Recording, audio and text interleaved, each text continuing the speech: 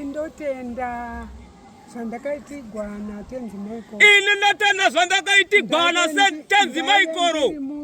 Ndaiva ndiri muroyi. Mubobo nhuta ndaita. Zvese ndaita. Zvino baba vakaita kundipedza handichina kana chimwe chinhu chandinacho. Asi iko zvino baba vakaita kundipedza handisina kana chandinacho. Varume zvanana zviduku izvi. Varume zvanana zvidiki izvi.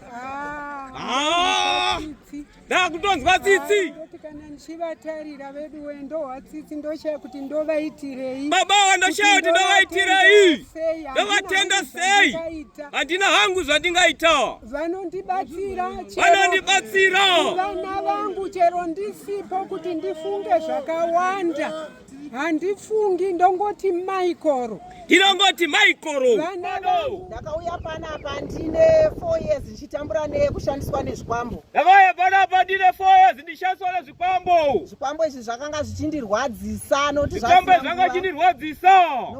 zvisina nguva. Nokuti zvanga zvisina nguva. Chero nguva ndaingoshandiswa. Saka ndikutenda mweya mutsvene wepano kuti kuuya kwandakaita pano. Saka ndikutenda mweya pano kuti kuuya kwandakaita pano. Izvozvi ndakazorora zvakapera.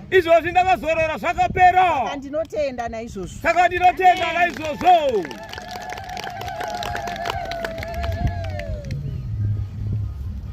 Rufaro kwamuri. Amen. Rufaro kwamuri. Amen. Ndoda kutenda utenzi Michael. Ini ndoda kutenda tenzi Michael. Ndakauya pano ndichirwara. Ndairohwa nezvinhu. Ndichiburitsa ropa mukano nemhino richipisa. Raipisa. Nefuro nemafuta. Asi iko zvino zvakapera. Ndozotenda utenzi Michael nechipo cheimba yawakandipa. Nemucheche wawakandipa zvakare. Ndotenda naizvozvo. Rufaro kwamuri. Rufaro. Ini ndinoda kutenda zvikuru mweya mutsvene wenzvimbo ino. Ndinotenda nezvavakandiitira.